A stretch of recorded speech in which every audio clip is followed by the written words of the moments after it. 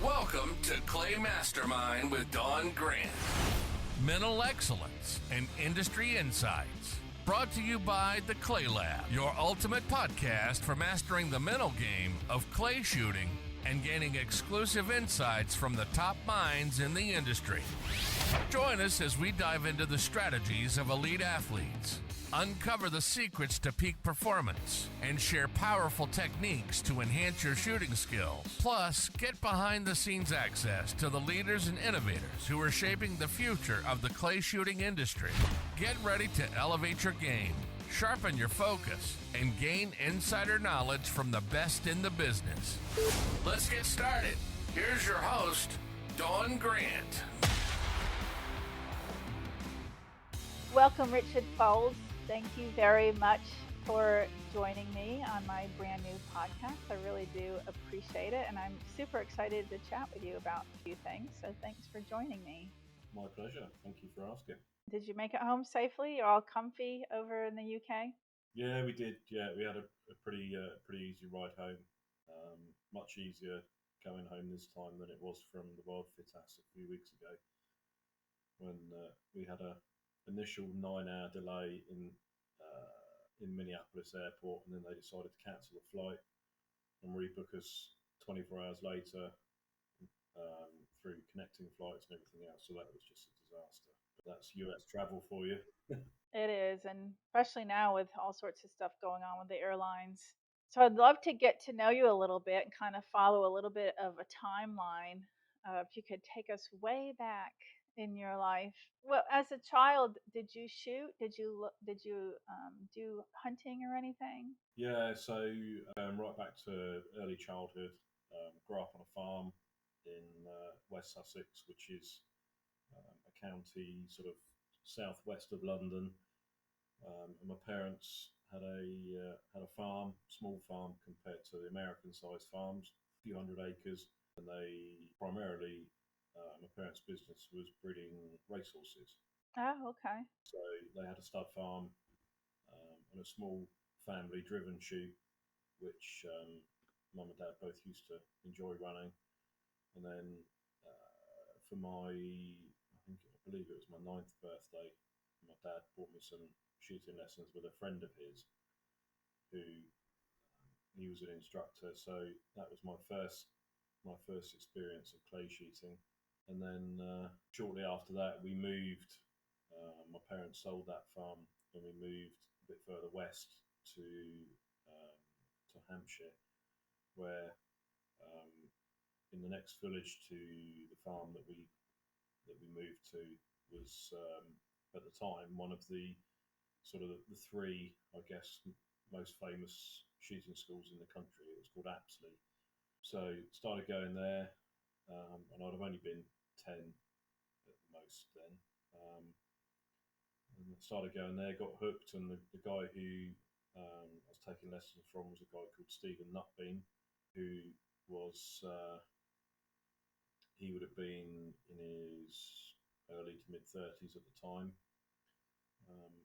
He was shooting competitively, shooting for England, shooting sporting clays and skeet for England, and he kind of sort of encouraged me, and I spent a lot of time with him at the shooting school and away at other events. Mm-hmm. And it just really grew from there. And then, before you knew it, I was in my sort of teenage years, completely hooked and obsessed and traveling the world. Nice.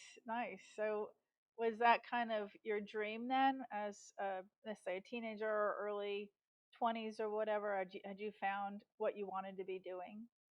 Yeah, I think so. I mean, from kind of an early age, I got kind of addicted to it. Which I suppose, if you're going to get addicted to something, then a sport is a good thing to get addicted to. Yeah. As opposed to drugs or alcohol or anything else that gets in the way of people's lives these days. So being addicted to a sport was great. It's just unfortunate that it wasn't one that makes you a lot of money. But however, Right. for me, it was something that I absolutely loved doing, and I found myself reasonably good at. from a young age. So that just, I suppose it kind of breeds more enthusiasm if you get a bit of success, and it just drives you to try and be better and better all the time.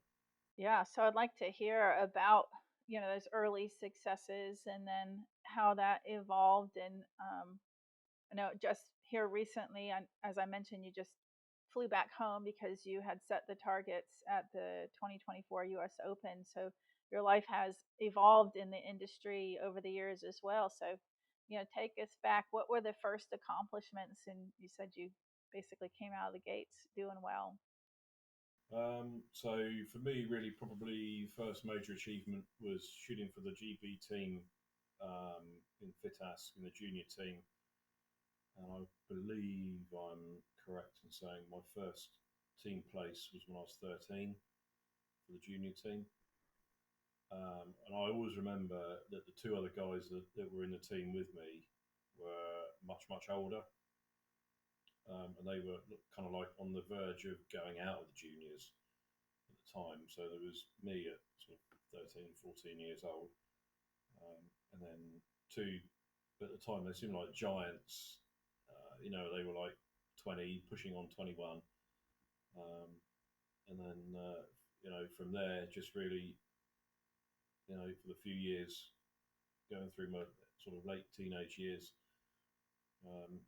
shooting the FITASC championships in the team, and then obviously doing a lot of sporting clay shooting as well. And then from there, really, I kind of discovered the Olympic route almost by accident one day when I was about 18, and we were at a FITASC championship shoot at a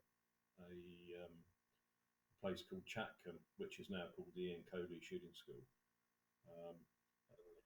Ian had got a bunker at the range there, and double trap was a relatively new event at the time in the mid 90s. This would have been 94, I presume.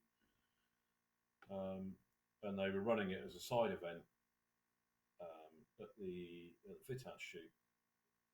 And it was like a pull shoot side event, 10 pairs, and they were paying out every 25 shooters. So a guy called Mickey Rouse and myself, who hammered this pull shoot over the weekend, did quite well at it. And then Ian, the guy who was running the shooting ground, he said, "Well, why don't you come to some of the selection shoots for the GB team for double trap? Try it out and see how you get on." And cut a long story short, the next thing you know, I'm at the Atlanta Olympics in '96. Oh my goodness. So Yeah. that was a whole new chapter of my shooting career from then on, really, for a while, well, for a long while. Because you went to the Olympics multiple times, right? I did, yeah. I did 5 on the bounce. I did Atlanta, Sydney, Athens, Beijing, London. So cool. Yeah. Oh, it was a great time of my life. I mean, it was something that I would never have ever changed. But now looking back on it, it was it was really hard work. You spend a lot of time traveling, a lot of time away from home, a lot of time away from family, and if you've got no commitments at home, and are happy to live out of a suitcase for 6 months of the year, then it's perfect. But the older you get, the less prepared you are, or you feel, or you want to do, that in life. When things happen, you get your own business, or if you're in full-time employment, there was no way that would have ever been an option. Did you have a real supportive family and parents and all that? Yeah, absolutely. Yeah, 100%. And so many kids and young people of the same age, they need that support from their parents, and there's no way that they would be able to do it without. Now, were you married at that point, early or mid 20s or whatever? Not at that Or was point. this later? Yeah, no. Marriage came along a little bit later. So yeah, Tanya and I have been married now since 2009, so 15 years. Oh, okay. All right, Yeah, I had to good. think about that one then. And she shoots as well, right? She does, yeah, yeah. No, she loves it just as much as I do. We've travelled all over shooting together. So yeah, it's a great sport that you can do with family, husband, wife, and now for us, kids as well. So it's great. It's a fabulous way of life if you can sort of stick at it and make money from it somewhere along the line as well. It's even better. Yeah. So speaking of making money, so what do you do on a typical day or a week, related to work? Okay, so business for us is we own Owls Lodge Shooting School in Hampshire, which is about 1 hour west of London, which is a great little club. And that started in 1995 when I started my Olympic training career, sort of in earnest. Um, and at the time, there was nowhere really within a couple of hours of home that we could train on double trap on a bunker. So um, we were lucky enough to have a bit of space on the farm. So Dad built a bunker at home for me to train on. And then over the years, that just grew and grew into what it is now, um, which is a great little sporting clays ground, and we do a lot of sort of registered sporting shoots, sport trap, which is your 5 stand, um, compact, FITASC, and all those kind of events there. So That, it's able to stay at one facility, because I've been taught or told in the past that in the UK you can't really stay in one particular area for long. Like you have to pick up everything and move it to another location and set up targets. Is that not apply to you or? yeah, there's getting plan permission is nearly impossible from the local council, local government at the moment. The problem is over here is there's just too many people on a small island, really. But when you consider you can fit Great Britain into Texas 6 or 7 times over, that gives you an idea of actually how small our country is. And with the best part of 70 million people on that island, then it's just really difficult now to find space to be able to build a new facility. So it my took my parents over 10 years to fight local government, local laws to get the full sort of planning through. But now it's a thriving club. Um, we have a lot of people that we don't run a membership, but we have a big pay and play facility following for that, and we do a lot of tournaments as well, which are popular. And we do quite a lot of stuff midweek, which I know in the States isn't particularly popular unless it's at the major tournaments, at the regionals or the Open or the Nationals. But in England, there's a lot of grounds that run registered events during the week, and we run everything on a squadded, pre-booked basis. So if people know that they're going to turn up at 10 o'clock, shoot for 2 hours, and they'll be done. They can either go back to work or back to the family, or whatever. Everything's structured on a sort of time basis like that, so it flows, so people can come for a few hours, shoot, and disappear. Yeah, I've heard about that also. So that's a really interesting way of doing it that I could see would work really well. They got a time slot, right? And they can come shoot at that time slot and then they can leave. They're not there the whole day, basically. That's it, yeah. And a lot of that followed on from COVID. So when we came out of COVID, some of our restrictions were based on group size numbers, as I'm sure you guys had similar things at the time as well. Um, so the easiest way to sort of control numbers at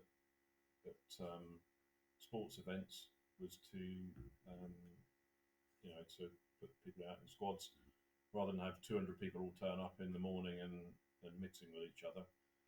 Then it was much easier to allocate start times every 10 minutes, 6 people every 10 minutes. Um, the shooters loved it because there's no queuing. Where we previous to that on sporting shoots over here, we would do it on what you guys would call European rotation, where you could have just an entry time between 9 a.m. and midday, and you would get 200 people turn up at 9 a.m. and it would be chaos out on the course. And it might take you 3-4 hours to go around and shoot a round, whereas now everything seems to be much more structured. People know when they've got to be there and what time they're going to be home, and it just works really well. I think it's a great idea. So you're running that facility, you're doing instruction, right? I've pretty much knocked my instruction on the head now. I did that after COVID as well. I sort of took a step back from that. I still do. I've got a select few people that I still take for tuition, but very, very few now. You're setting targets. Do you set targets at your club regularly, or do you have somebody else that does that and you're doing it more abroad, or how's that working for you? Yeah, I mean, we run 2 or 3 registered events every month at our club, so sometimes I'll do it, and sometimes I get some of the guys at the ground to do it, depending on if I'm away or what I'm up to. But it's always nice to go out and quickly put something together if I'm able to. Now, when you have 2 to 3 registered events a month, do you see the same people, like the same core people, come into each of those events? Yeah, a lot of regulars. I would say probably 70% regulars return for each and every one of our shoots. We get a great following of regulars, which is lovely. And they'll just book in for multiple shoots at a time, and they're always going to be good for their word for turning up. I hadn't even thought of doing more than one a month. I should consider that. Yeah, no, we try and do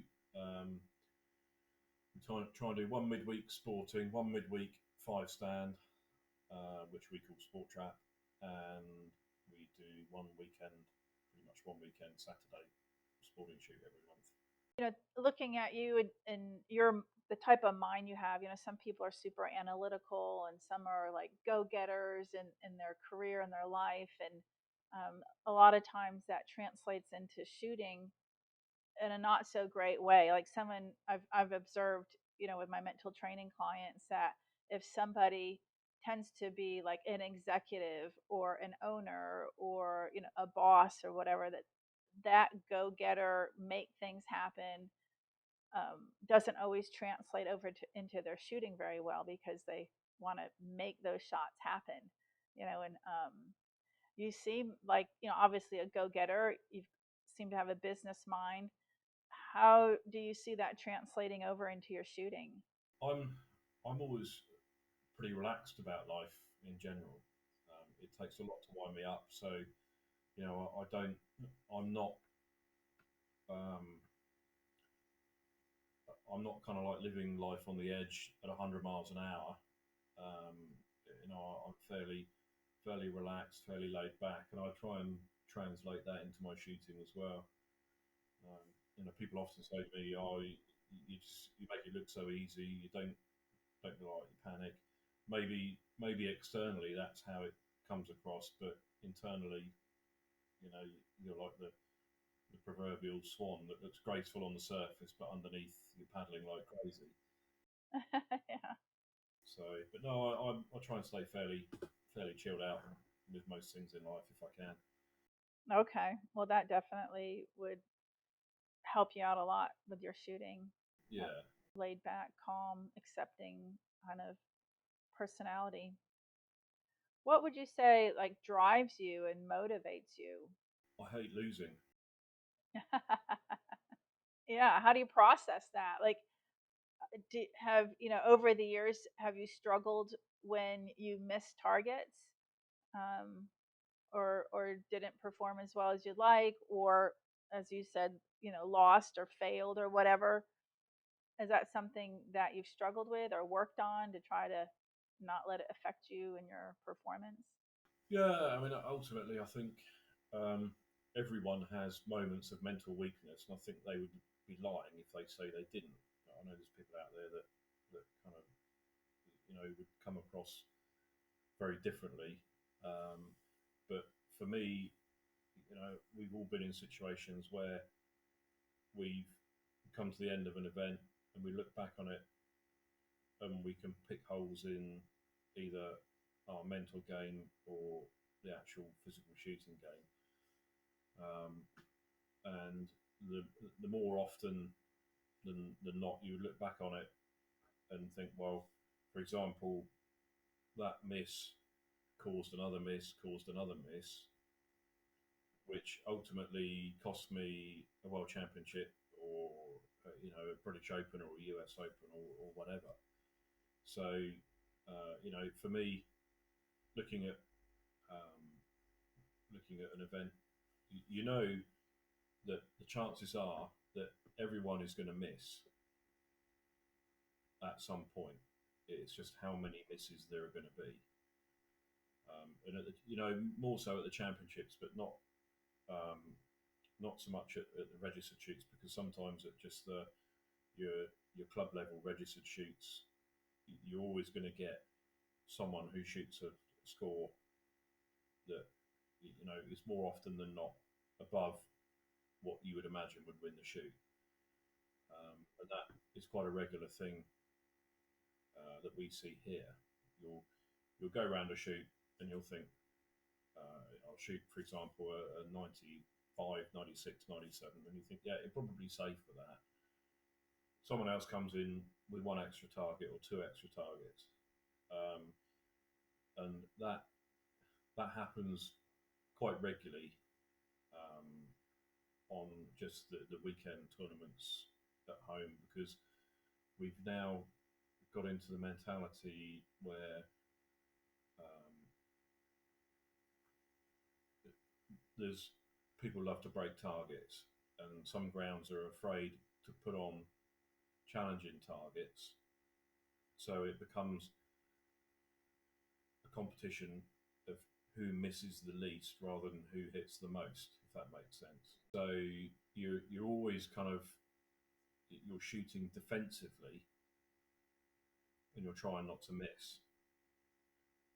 Whereas then when you go to the championships, it has to almost be the complete opposite, where you're going to expect to encounter harder targets, more, I hate the word technical because everyone says, oh, that was a real technical course, but more quirky stuff that you haven't seen before.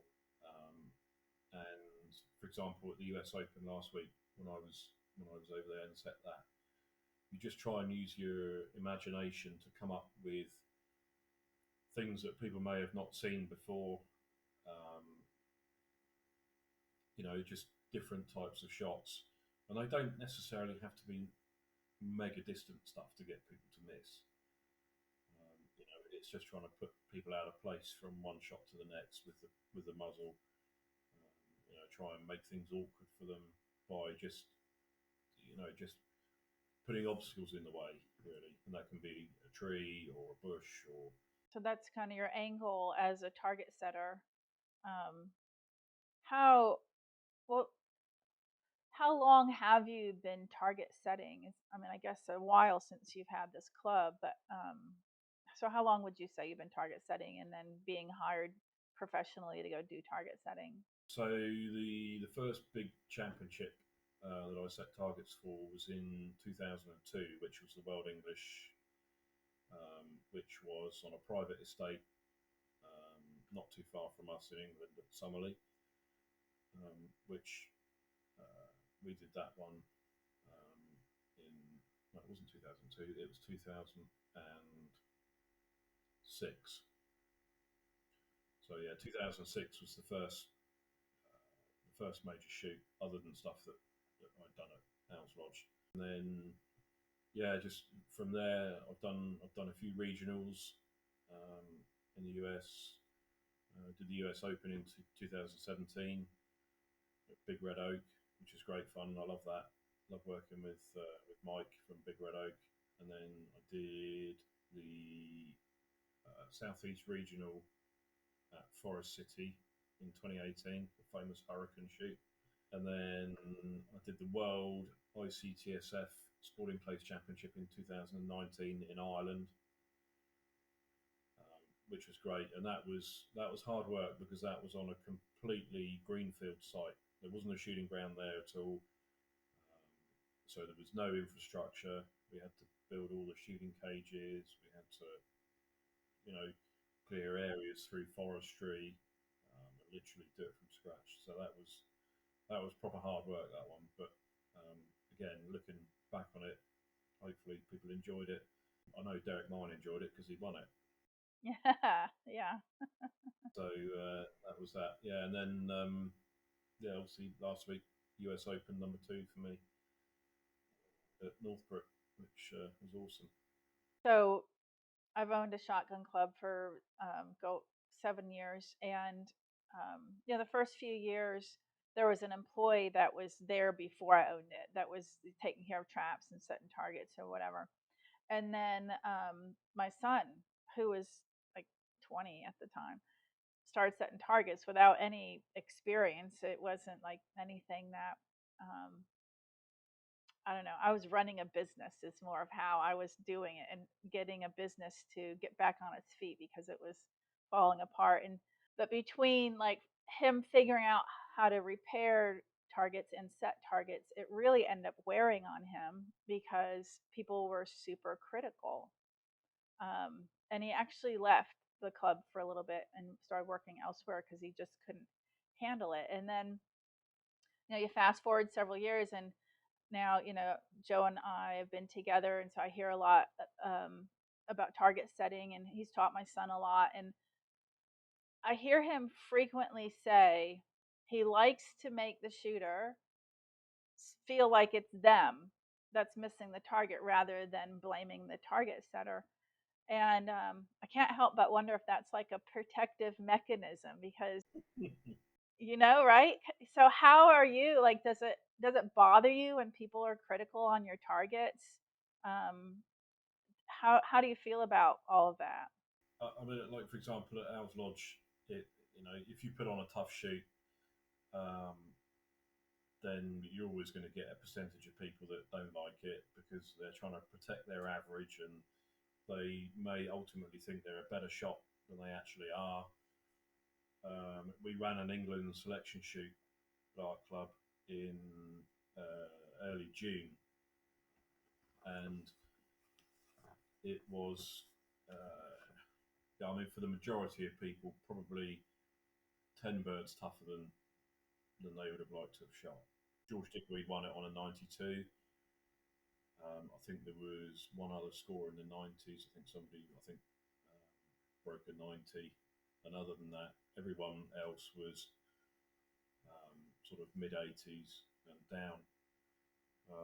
But at the end of the day, if people go and shoot soft targets week after week after week and get a false impression of their ability, then go to a championship shoot and get an absolute pasting, then they've only really got themselves to blame because they don't get out of their comfort zone on a regular enough basis to be able to learn to improve. And then you've got a small percentage of people who are happy to go and push themselves and aren't really that fussed about the ultimate score at the end of the day. They look at the result in their class, maybe in relation to the winner of the class, rather than their actual score, and it going to mess up their average if they go out and shoot a 65 rather than going out and shooting an 85. But in reality, if they shoot a 65 and they were only 5 behind the winner of their class, then actually is that a better result than shooting an 85 but their class being one on a 98? Right, right. So I think people need to try and get away from that mentality of going out and being above their ability. So getting them out of their comfort zone. Yeah, in the answer to your question, people are always going to be critical of events. you could put on the most perfect shoot and someone will always pick holes in it.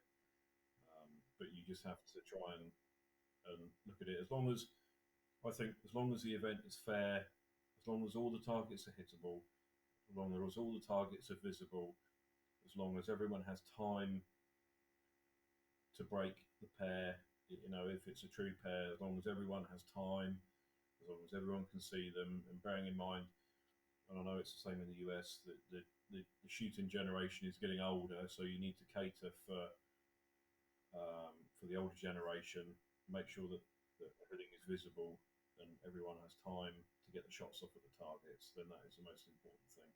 And as long as the targets are fun, then I think most people then look at it as a better event than maybe not. And welcome the challenge, knowing that they're going to a more major event and to expect that, right?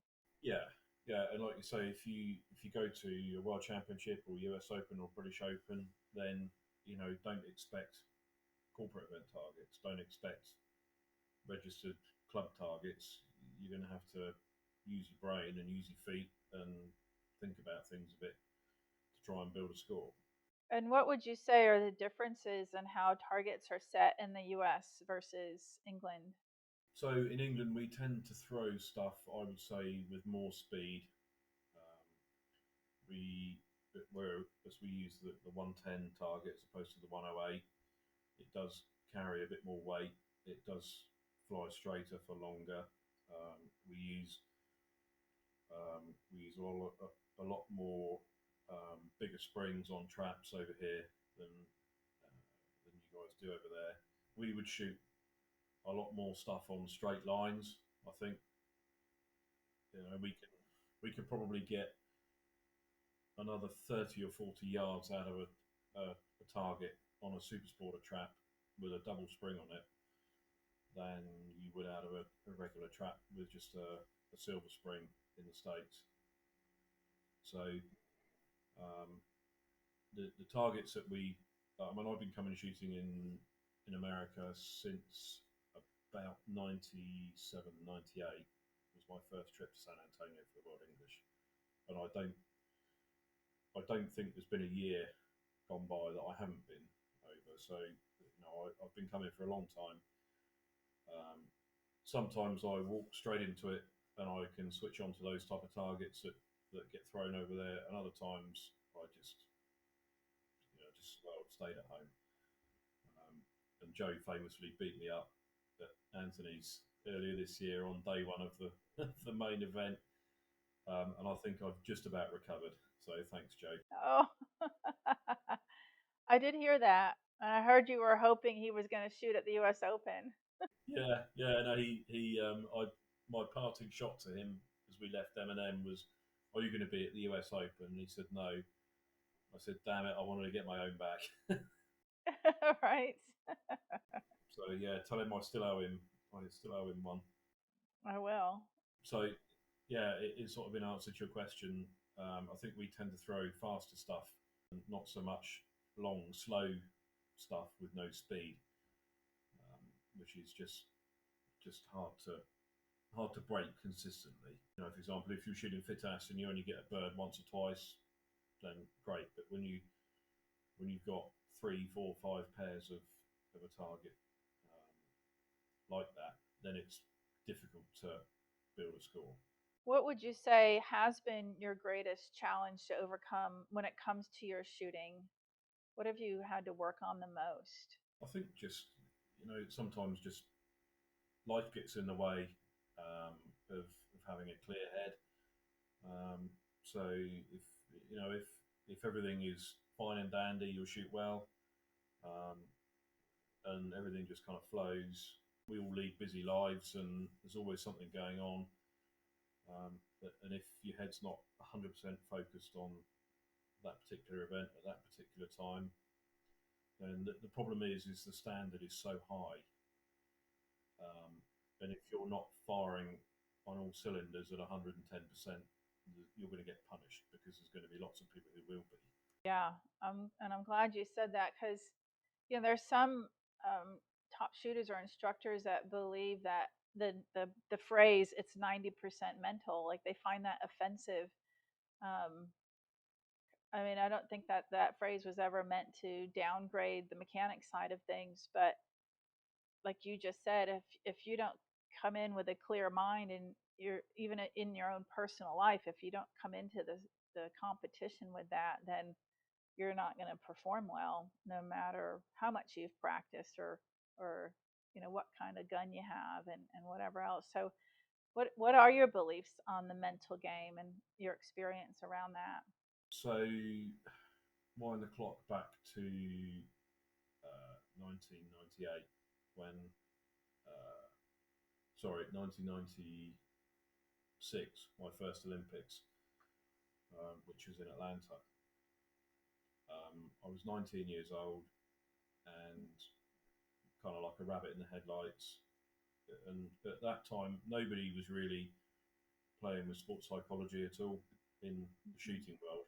So I came away from that. I finished fifth. I made the final. Came away from that, um, thinking how could I improve. And I talked to Ian Coley, my coach, and um, over the course of probably the next 12 to 18 months, we um, we tried to figure out a plan of how we could nail it down a bit, and we found um, we were so lucky. I think looking back on it, we found a great guy called Peter Terry, who was a sports psychologist from a university in London, and we got in touch with him, and we knew nothing about sports psychology.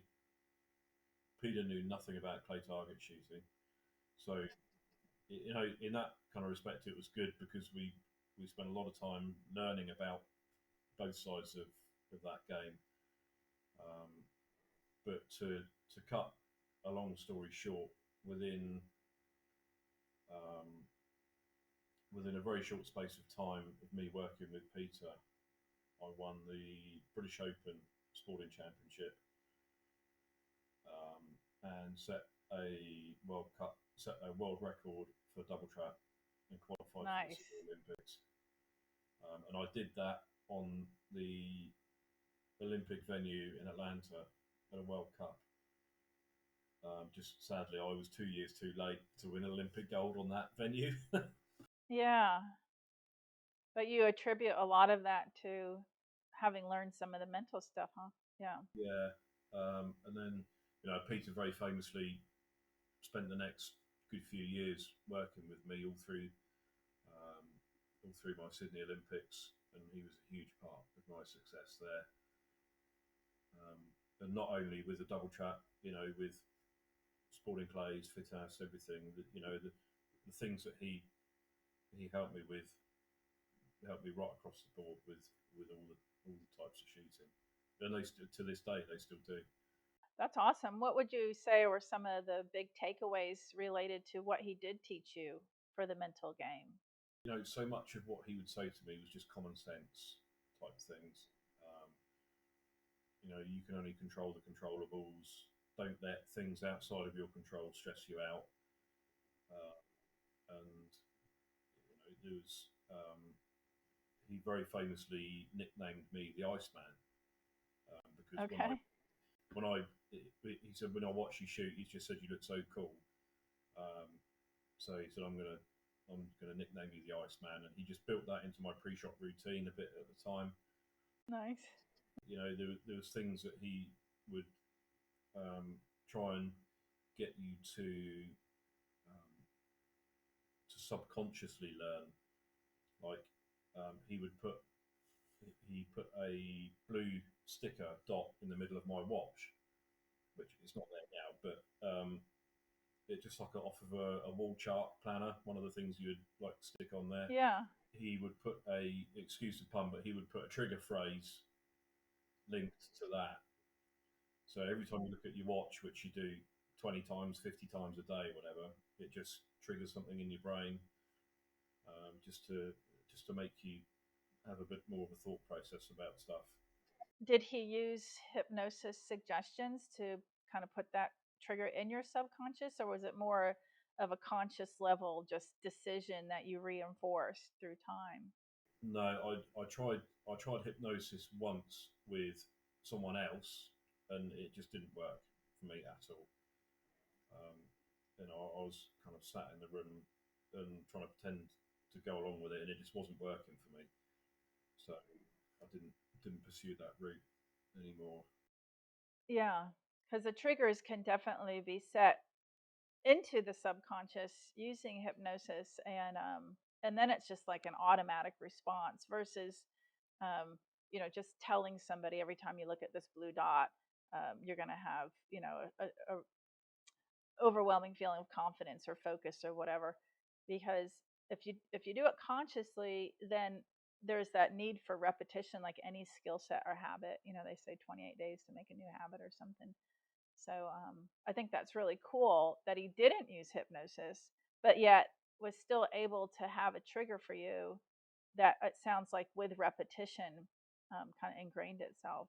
So I have one of my lessons is called Seven Elements of Peak Performance, and I believe that in order for an athlete or a person to be their best, they need to be eating, well. They need to be drinking well. They need to be sleeping well.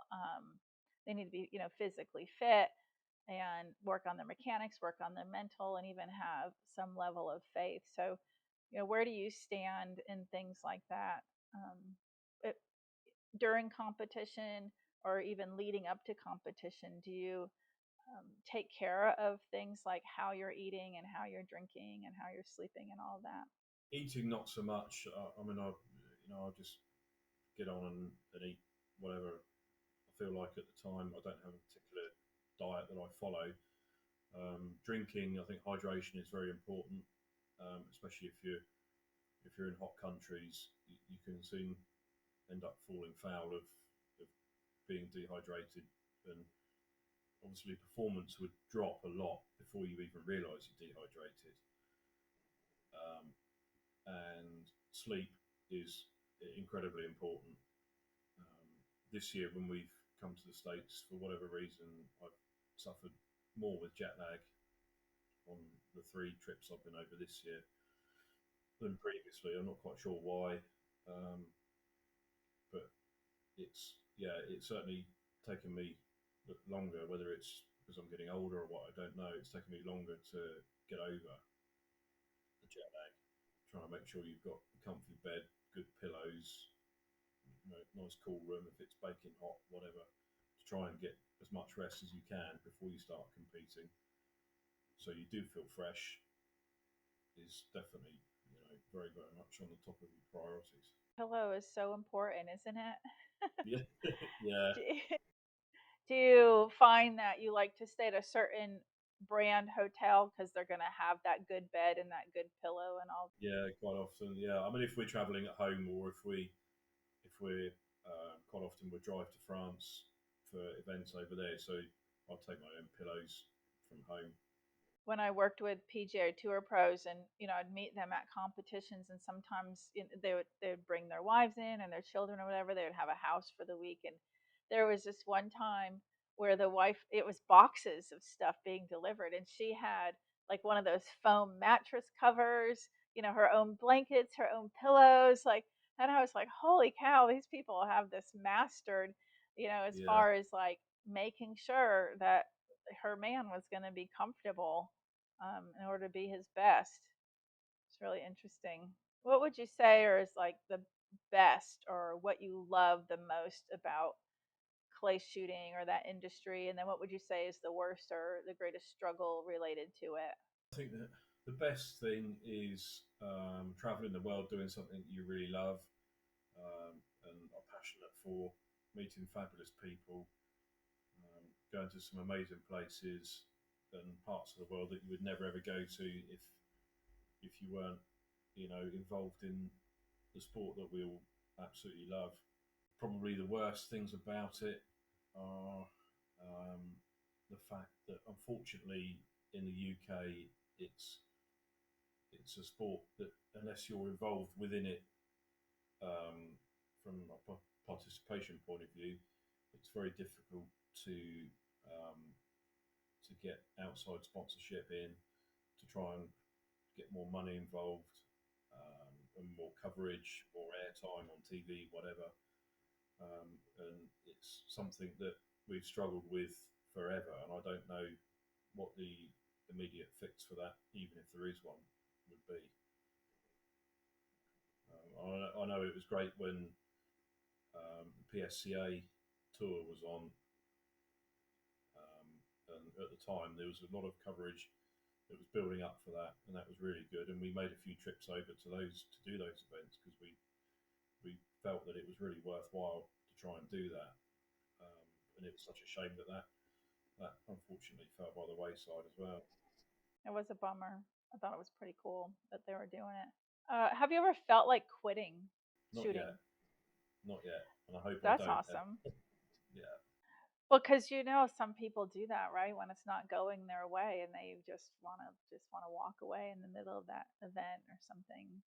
yeah. No, I've never ever walked away halfway through an event. Never not finished an event because I've not shot well, or I've never got the hump and just thrown the toys out the pram and walked off and not come back. So hopefully I don't ever get to that stage. In my book, the last chapter is called "Have Fun Again," and I've had that conversation with competitive people, and some of them feel like I'm here to win. It's not about having fun. And my feeling around that is the only reason someone's not having fun is if they're just angry or stressed or frustrated or resentful or want to quit. Like all of these things are what contribute to not having fun. And and they're all the same things that keep you back from being your best. So, what's your position on having fun when you're competing? Oh, so important. And for me, shooting a shotgun is the only thing I've ever been any good at. So whether it's hunting or play target shooting or whatever, if I've got a gun in my hand, I'm happy and I'm having fun. So it's as simple as that. Where do you see yourself in like 5 to 10 years or so? Probably in the same place, in all honesty. Yeah. Yeah, I can't see any massive changes. Anything that's like on the horizon that you're wanting to accomplish that you haven't done yet? No, I mean I've been really lucky that I've managed to win some amazing events over the years, and a few of them multiple times. Um, I would never turn down the opportunity of winning another world championship or two or three or however many I could win. So you're always turning up to win at those big events. So, what would be one piece of advice or wisdom that you've learned from all your experience that you would want to pass on to shooters? Well, like for example, with our son Charlie, we're trying to encourage him, and he until about 3 years ago he really wasn't that fussed, and then his sort of spark came um, post COVID when everyone was let out to go and do what they wanted to do again. Um, he came out and started shooting with us on a weekly basis, and And how old is he now? he's nearly 17. So, but it wasn't really until he was sort of 13, 14 that he really got the bug. But he, we didn't push him. Um, he just he came out and he started winning a few little trophies, a few little prizes, and he just really enjoyed it. And I think the enjoyment factor grows ability and consistency. Um, so the enjoyment side of it is hugely important for everybody. I don't know, that may sound obvious, but if you enjoy doing something, then it just snowballs and bigger things come from that. Enjoy breaking clays, get some good foundation with coaching, spend as much time as you can with a gun in your hand, get as much lead down the barrel as you can, doing the right thing, enjoy breaking targets, and then that in its own merit will create some successes which then hopefully make you enjoy the sport even more. Are you interested in like providing contact information, website, anything that you'd like people to know that you offer? Yeah, absolutely. Yeah, yeah. No, if you just Google Owslov Shooting School, the website will come up with all our contact details, everything that we offer there. So yeah, if anybody wants to come and see us, then they're more than welcome. And do you have sponsors now? Yes, yeah, I have some great sponsors. I have Caesar Guarini for our guns, which we've used for the last 11 years. We've been with them. They're a great brand, such good value for money, and a great company to be associated with.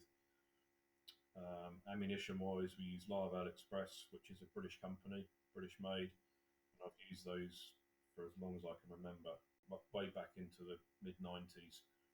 So for 30 years I've been using those. And SWATCOM for ear protection. I know you guys in America don't actually use the headsets that much, because I know a lot of the time people have spent shooting in hot climates, so they don't like the over ear protection. But that's the type that I prefer. Teague chokes.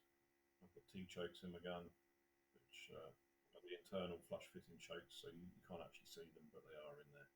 And again, they're a British brand. Fabulous engineering behind those. Well, thank you so much, Richard. I really do appreciate it, and I hope that I see you at some upcoming events, and I hope that you're able to set targets that Joe gets to shoot. And yeah, I'm still get going back on him. Yeah, that'll be fun. That'll be fun. Yeah. You'll have to let us know the next time you're setting targets over this way, or maybe we can make it over to your side of the water. Yeah, absolutely. Yeah, come over. We've got the World English over here next year, so EJ Churchill. So I won't be setting the targets there, but it should be a good event, hopefully. Well, thank you very much, and I wish you all the best in what you're doing and what you've got coming up. Good. Thank you. Thank you for your time. Thank you for joining us on Clay Mastermind with Dawn Grant. Mental excellence and industry insights. Brought to you by the Clay Lab. We hope you found today's episode inspiring and informative. Remember, mastering the mental game is key to unlocking your full potential on the course. And through our conversations with industry leaders, we aim to provide you with valuable insights into the world of clay shooting. If you enjoyed today's episode, be sure to follow, rate, and share it. For more insights, training tips, and updates on upcoming events, Dawn Grant and Amelia Shotgun Sports are on all social media platforms. Go to dawngrant.com and come shoot at Amelia Shotgun Sports. Stay focused, stay driven, and keep pushing your limits. Until next time, Dawn wishes you success and happiness on your journey to peak performance and industry mastery.